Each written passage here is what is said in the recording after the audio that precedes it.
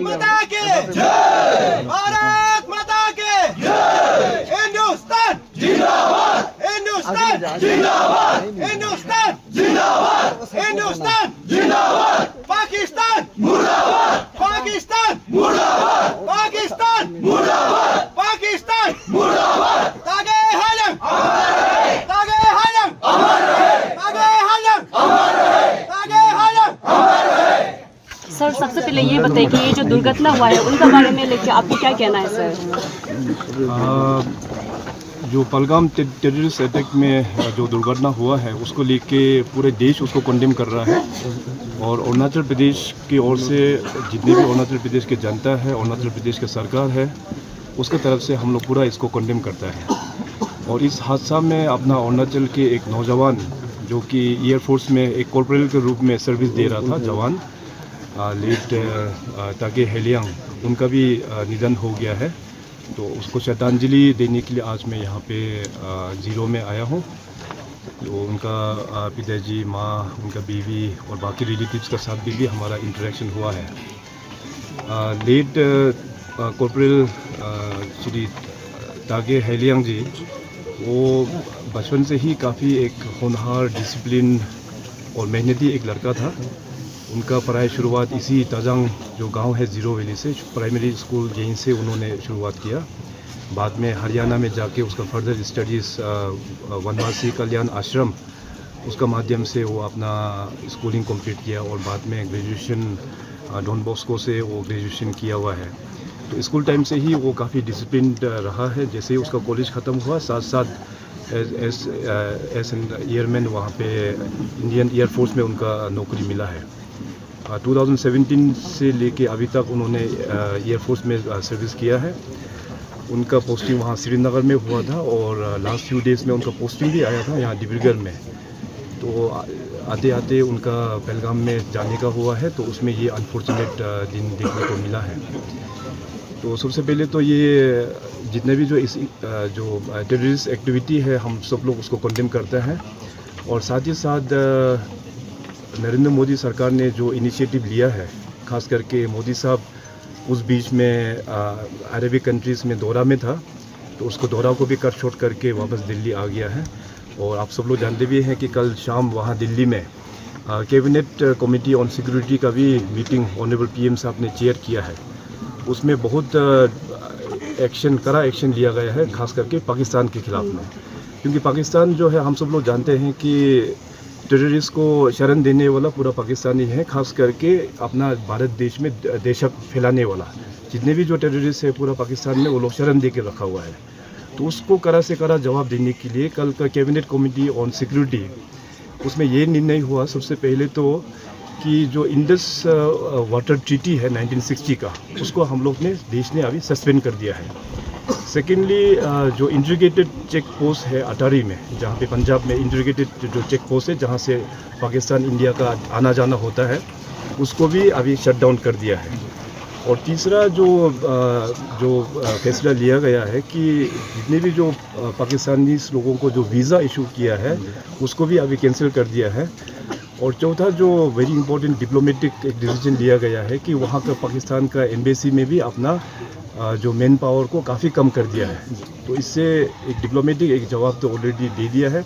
और साथ ही साथ मोदी साहब के सरकार में टेररिज्म को लेके, इंसर्जेंसी को लेके ये सरकार को भी झुकेगा नहीं है। आने वाला दिनों में हम लोग अपेक्षा करेंगे कि इन टेररिस्ट के खिलाफ में कड़ी से कड़ी एक्शन अपना मोदी सरकार लेंगे और हमें पूरा विश्वास भी है। अभी जहाँ तक अपना स्वर्गीय लेट तागे हेलियांग जी का बात है, तो जैसे मैंने कहा कि वो बहुत ही एक सिंसियर, एक बहुत ही डेडिकेटेड एक सिपाही था अपना इस देश का। तो उन्होंने वहाँ पे अपना ये लाइफ को वहाँ पे सेक्रीफाइस हो गया है पहलगाम में। उसको चलते हुए सरकार की ओर से मैं अभी उनके पिताजी से भी मैंने इंटरेक्शन हुआ, फैमिली से भी इंटरेक्शन हुआ।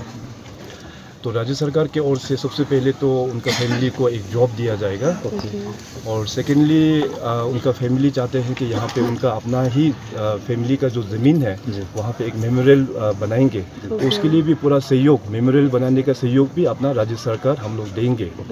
और तीसरा जो है अपना स्टेट गवर्नमेंट का पॉलिसी में भी है कि अपना स्टेट गवर्नमेंट का पॉलिसी में ये है कि इंडियन आर्म फोर्सेस में हो या पुलिस में हो, जो भी इन एक्शन मारा जाता है, जो अपना सेक्रीफाइस होता है, उसके लिए हम लोग 50 लाख हम लोग अनाउंस करते हैं। तो अपना लेट तागे हैलियम के लिए राज्य सरकार की ओर से फिनेंशियल असिस्टेंस भी 50 लाख मैं अनाउंस करता हूँ। और भी जो भी होगा, मैं यहाँ के जो सीनियर पब्लिक लीडर्स है, अपना तागे का जो क्लैन मेंबर्स है, उन लोगों को भी आश्वासन दिया कि आने वाला दिनों में और भी सरकार मदद करेंगे।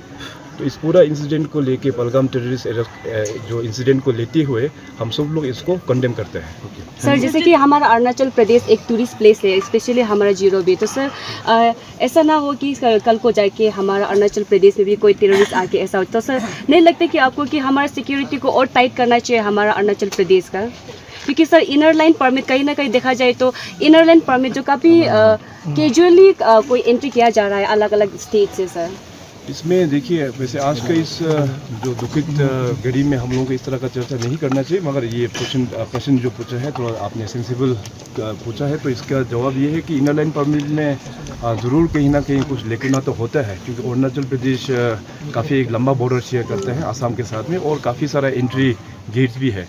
तो अभी रिसेंटली हमने इंस्ट्रक्शंस दिया हुआ है कि ILP को भी हम लोग और भी रोबस्ट करेंगे और टेक्नोलॉजी का साथ में हम लोग उसको जोड़ेंगे, ताकि हमारा इनकमिंग में कितने लोग आ रहा है और आउटगोइंग में कितने लोग हैं, पूरा डाटा रियल टाइम बेसिस में गवर्नमेंट को मिले। तो ILP को भी हम लोग ऑलरेडी इसमें काम चल रहा है। सर, TCL डिस्ट्रिक्ट में जो सुरक्षा के लिए और ये इंसर्जेशन होता है, तो उसके लिए आप लोग सुरक्षा के लिए क्या कर रहे हैं TCL डिस्ट्रिक्ट के लिए? TCL जो हमारा अपना होम ग्रोन इंसर्जेंसी तो वहाँ पे नहीं है, मगर पड़ोसी देश और पड़ोसी जो राज्य है वहाँ का इफेक्टेड उसका इफेक्ट हमारा TCL एरिया में भी पड़ता है। तो वहाँ चलते हुए वहाँ में ऑलरेडी हम लोग ने एक रेंज, एक सीनियर ऑफिसर जो DIG या IG लेवल का ऑफिसर को भी हम लोग ने पोस्ट क्रिएट करके वहाँ पे पोस्टिंग किया हुआ है। अभी बहुत ही जल्दी अपना वो रेंज का जो ऑफिसर है वो जाके वहाँ में अपना कमांड संभालेंगे।